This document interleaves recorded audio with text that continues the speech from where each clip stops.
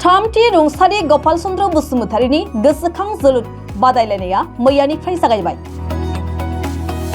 सिगां बोसोरफोराव खुंबोनाय बादिनो देग्लायबो क'क्राझार सहरनि साखाथियाव थानाय खासियाबारि खान्दाराम बसुमतारी मिनि स्टेडियामाव खासियाबारि सायामाया क्लाबनि बानजायनायाव थामथि रुंसारि गपाल चन्द्र बसुमतारीनि गोसोखां जोलुर बादायलायनाय खुंनाय जादों।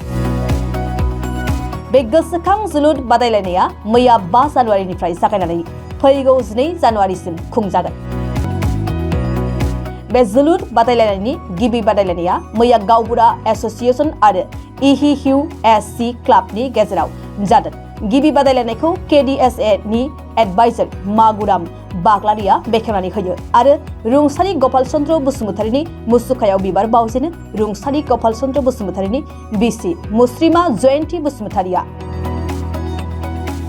बे जोलुर बादायलायनायाव मोन 8था जोलुर बादायारिफोरा बाहागो लादों। रुंसारि बिथां गपाल चन्द्र बसुमतारी नामै जे थामथि फुटबल बादायलायनाय होनायाव जों बेवहाय आं आलासिल' नङा बिथांनिफ्राय समब्रा समब्रि ज'है एसे गेलेनोबो मोनदों। आं गोसोआ ओरैबायदि सुखि मोनदों जे बिथांनि बे रुंसारि गपाल चन्द्र बर' फुटबल बादायलायनायाव दिनै नुजाफैनो हानानै गावखौनो बिराद गोसोखौ मोजां मोनदों आरोखि।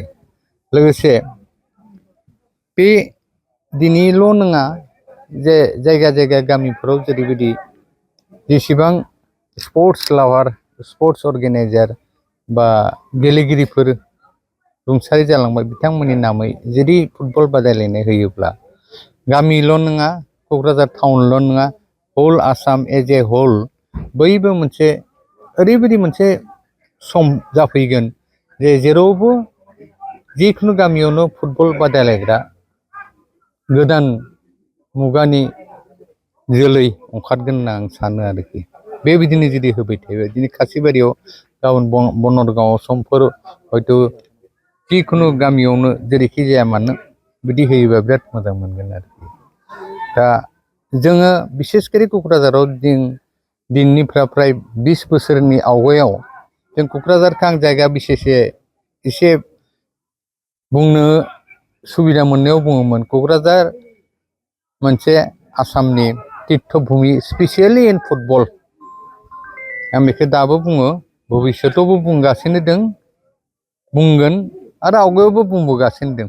आसामा बेखौ गनायना लायोमोन खिन्थु दा परिस्थिति हाबफैखे जोंनाव एसे मुभमेन्टबो जालांबाय आरो कभिड जालांनायनि उनाव एसे डे बाय डे एसे खमिलांगासिनो दं।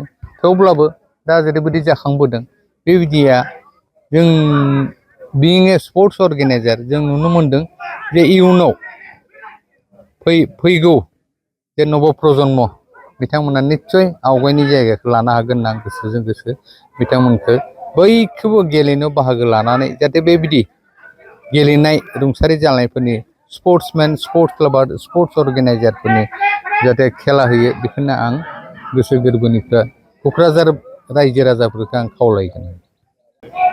गेलेनायनि सोमोन्दै बिथाङाथ' बिराद गेलेग्रामोन गपाल चन्द्र बसुमतारी बिथांजों आंजोंनो जोङो बे गावबुराखौ अर्गानाइज खालामदों। माने सानैजोंनो जों बिराद खाथिनानै गावबुराफोरखौ ज' खालामनानै बिथाङा बुंबाय थायोमोन गाव गेलेनायफोरखौ गवालपारायाव पस्टिं गवालपारायाव गेलेनाय माबाया सासे मन्थ्रि दंमोन बिथाङा बिराद बाख्नायोमोन बिथांखौ आरो बिथाङा खिन्थायोमोन गाव गेलेनायफोरखौ बहायबा गेलेदों बले मादों गाव गेलेनायखौ खिन्थादोंमोन जानानै बेहाय जोंहा गेलेगिरि माबाया मुंदांखा बिनरा बिथांखौ लायदों माबा गौहाटिनिफ्राय बखलायनानै लायदों गेलेनो थाखायनो बेबायदि बिथाङा बुंलाङोमोन आरो गाव 10 थाखानि 10 फैसानि गेन्दिजों फानलायलायनाय बिदि खोथाखौ बुङोमोन आरो बिराद इन्टारेस्टिं खोथा आरो बिथाङा बिराद सासे माबा आरो स्पर्ट्समेन आरो मानसिफोरखौ बिराद माबा खालामनो हायोमोन माने आकर्षण खालामनो हायोमोन। बे लिंबाथाय लिंबाय जाय लिंनायाव फैयाबाय फैथारनांगोन ओरैबायदि बेहाय माबा दंमोन आरो आकर्षणनि बुंनायनि बेहा केपासिटि दंमोन आरो बेनोसै आरो बेखौ आं बिराद माबा खालामो सनमान होयो आरो बेखौ दा जोंहा नै गावबुराखौ जोंहा माबा होदों दिनै गेलेजेनो जोंना दा बे देरहानाय सोर देरहायो जेनो बिनि सोरबा बे देरहानाय जेननायनि उनाव आरो जोंहा गाबोन आरो गसाइगाव जोंहा माबा दंबावो प्रतिष्ठा फाउन्डेसन दे जों गाबोन बेवहाय मिटिं खालामहैगोन फाउन्डेसन देखौ बेनो आरो देरहायोबा जों गामियाव आरामसे बुंहैनो हागोन जोंहा देरहाबायलै होननानै बेनोसै गावबुराफ्राबो बाहागो लादों नामा? माहा लाग्रोदों बे गुफुरानो जोंना